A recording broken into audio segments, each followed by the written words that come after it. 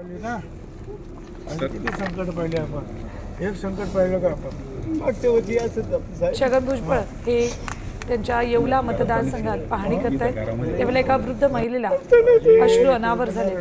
एक वृद्ध शेतकरीही त्यांच्या पुढे आपली व्यथा मांडतो. आता धीर द्यायला पाहिजे.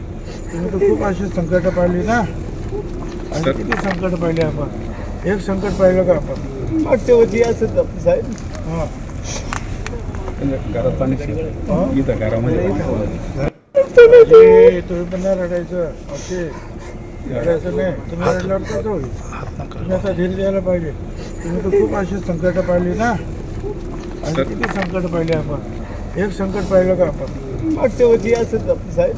हां घरात पाणी इथं घरामध्ये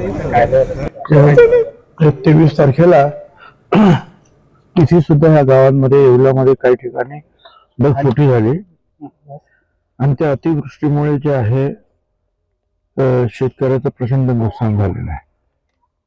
त्याच्यामध्ये मका आहे, सोयाबीन आहे, कांदा आहे, द्राक्षाच्या बागा सुद्धा आहे. आणि आता आपण पाहिलं की शेतकरी फार हवालदिल झालेला आहे आणि शेतकरी पुरुष सुद्धा बाहेर मोकळून रडतात. घरामध्ये काय परिस्थिती असेल त्याची आपल्याला कल्पना करता येत नाही. अरे शेतकरी सांगत होते मुलगी सारखी रडते, पुढे काय होईल पुढे काय. आता असं आहे की ही आसमानी सुलतानी पडली आहे खरं ह्या महाराष्ट्रावर ठिकठिकाणी.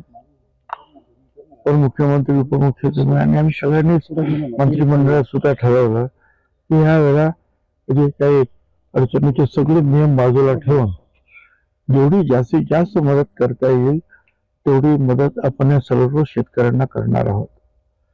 पंचनामे सुरू झालेले आहेत आणि टोमॅटोचं पण नुकसान झालंय, भाजीपाल्याचं नुकसान त्या ठिकाणी झालेलं आहे.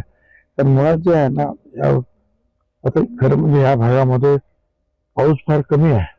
येवला भागात येवल्यामध्ये पाऊस कमी पडतो, पण आता हे असं चाललेलं त्याच्यावर काही गेलं कामातून. आता isakal.com आहे देशातील नंबर 1 ची मराठी न्यूज वेबसाईट.